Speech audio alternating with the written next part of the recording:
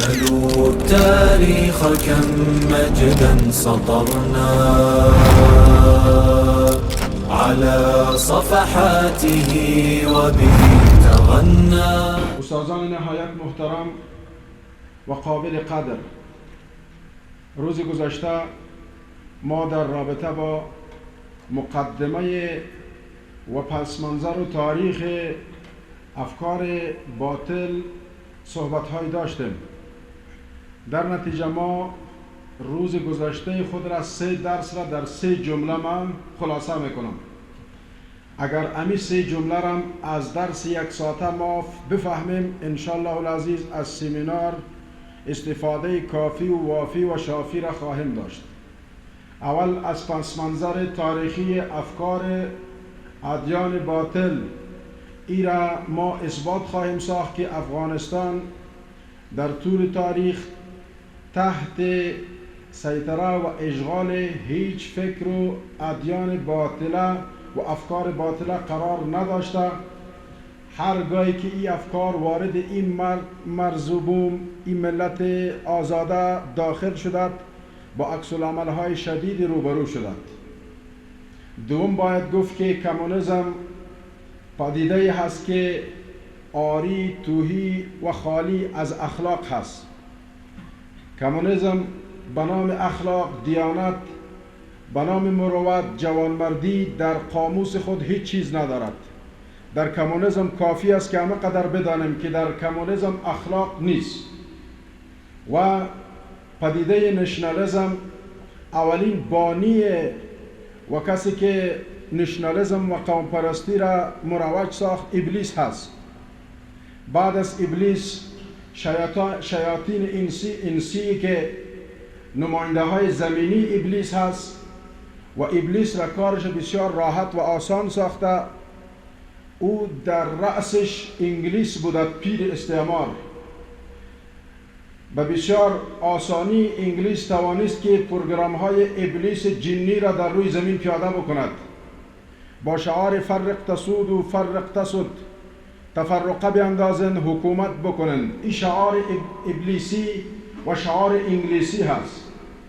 در حقیقت نشنالیسم پدیده است که بانی و کسی که این بنیانگذاری کرده ابلیس جنی بوده و تطبیق کنندش در ممالک اسلامی و ممالک استعماری انگلیس بوده.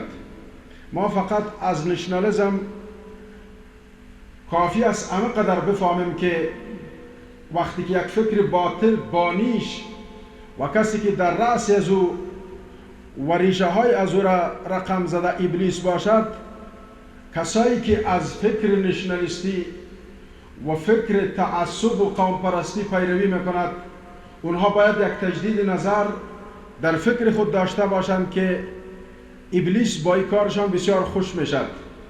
ما 2 نوع دشمن داریم. یک دشمن مرئی هست، یک دشمن نامرئی هست. دشمن مرئی وقتی که انسان در مقابلش قرار میگیرد، هم وسایل و ابزار جنگیش ملموس است و محسوس هست و هم ابزار و وسایلی که به خاطر قلع و قم کردن و از بین بردن طرف مقابل استفاده میکند و برای جلوگیری از او تدابیر لازم گرفتن آسان هست. دشمنی که غیر مرئی هست و یا نامرئی هست، او عبارت از ابلیس و نفس اماره بالسوء هست. ابلیس نه مکان مشخصی دارد که انسان با او جنگ بکند و نه در حقیقت صلاحی دارد که ما مطابق از او صلاح خود را بالاخره ملبس بسازیم و در مقابل از او قد علم بکنیم. ابلیس با گذشت اعصار و زمان صلاحهای خود را نظر به زمان و مکان، نظر به ظروف و شرایط تغییر میدن. او ابلیسی که در زمان فرعون بود، او ابلیسی که در زمان نمرود بود، او ابلیسی که در مقابل نوح علیه السلام و اقوامش تشکیک و شبهات را شایعه پراگنی میکردند. او ابلیسی که در زمان پیامبر علیه السلام در کالبد ابوجهل و ابولهب داخل شده بود. او ابلیس عصر معاصر که قرن 2000 هست، 2024 فرق میکند.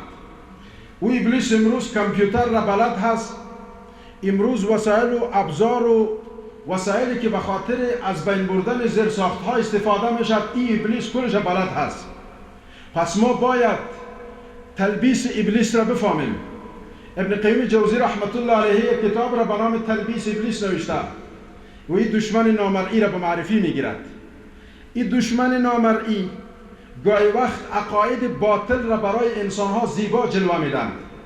افکار و نظریات باطل از قبیل کمونیسم، از قبیل نشنالیسم که درس جدید امروز ما و شما انشاءالله نظام دموکراسی است، در این رابطه صحبت خواهیم داشت. الله سبحانه و تعالی در دستورنامه زندگی و کتلاک بشر که همان قرآن کریم است می فرماید و من لم یحکم بما انزل الله فاولئک هم الفاسقون. هر کسی که غیر از حکم الله حکم دیگری را ترجیح بدهد اینها فاسق هستند. و در جای دیگری می فرماید که و من لم یحکم بما انزل الله فاولئک هم الظالمون. ارگاه انسانها و کسایی که غیر از حکم الله حکم دیگری را ترجیح بدهد و جامعه عمل بپوشانند اونها ظالم هستند. و در جای دیگر کار به جایی می رسد که الله متعال اینها را کافر خطاب میکنند و من لم یحکم بما انزل الله فاولئک هم الکافرون. در سوره مائده سپاره 6 این قوانین و مقررات قرآنی را به خاطر دشمن شناسی و شناخت قوانین باطله وضعی بشر تشریح کرده. ما از اونهایی که دموکراسی را به خورد جوامع استعماری میدن پرسان میکنیم و کسایی که تحت تاثیر افکار باطل قرار گرفتند سوال میکنیم آیا قوانین و مقررات به نفع بشر است که خالق بشر برای بهتر زندگی بشر تعیین کرده و یا قوانین و مقررات بهتر است که بشر در رابطه با بشر قوانین تعیین کرده؟ زمانی که بشر برای بهبود زندگی بشر قوانین تعیین کرد، یکی از جمله قوانینشان را ما دیدیم که در فرانسه قانون درج قوانین اساسی اونها شد که امان قسمی که یک مرد با زن ازدواج میتاند، زن با مرد ازدواج میتاند، بعد از تصویب و تدویر این قانون مرد با مرد و زن با زن ازدواج میتاند. وقتی که انسان میخواهد که قانون تشریع بکنه و شارع قرار بگیره و در حقیقت حاکمیت علیا را به دست بگیره، باز به حد پایینترین حیوان سقوط میکنه. حتی اجازه میداد که انسانها با حیوانات ازدواج بکنن و این در ممالک غربی چیزی نیست که ما نشنیده باشیم. ما پرده از رخسار دموکراسی امروز بر میداریم. امام ندوی رحمت الله علیه نوشته میکند، میگه دموکراسی مثل یک بت ساخته شده از خرما هست که غرب و مدعیون غربی در وقت ضرورت و حالات عادی او را عبادت میکنند و در وقت ضرورت او را میخورند. در وقت جاهلیت کسایی که بت پرست بودند، چون عمرو و ابن لوهای خزاعی اولین مؤسس بود از بت پرستی، در بین جوامع عرب بت پرستی را مروج ساخت. گفت اگر بت نیست حتی سنگریزه های مکه مکرمه را در خانه ببرید. یک تعداد دیگه سنگریزه ها پیدا نکردند، از خرما بت ساختند و این برش چشم و بینی و گوش ساختند. در حالات عادی برمی خرما عبادت میکردند. ما یک مقوله هم داریم که زیربنای از اونجا سر چشمه گرفتن، میگه هم ثواب هم خرما. این هم ثواب هم خرما به این معنا که هم بت هم خوراکه. در حقیقت اونها از خرما بت را میساختند و بعد از اون زمان عبادتشان میشد عبادت میکردند. در طول سفر وقتی گرسنه میشدند خدای خدا میخوردند. امروز مدعیان پوچ و کاذب و قلدر جهانی که تحت ماسک دموکراسی و سازمان ملل جنایات بر سرزمین های اسلامی روا داشتند، زمانی که ببینند که منافعشان زیر خطر هست این دموکراسی را خودشان میخورند و این دموکراسی را در حقیقت خلاف دستورات خود میدانند. و اولین مرجع و منبع قوانینی که در او قوانین مقنعه تشریع و تصویب شد در زمان پیامبر علیه السلام در دارالندوه پارلمان تأسیس شد که او پارلمان هدفش به خاطر تخریب نظام اسلامی و به خاطر جلوگیری دعوت پیامبر علیه السلام بود. میم آله بعد از این مقدمه نسبتا طولانی سر موضوع اصلی صحبت میکنیم. تهاب الأسد وطأتنا لأننا لغير الله كلا ما ركعنا.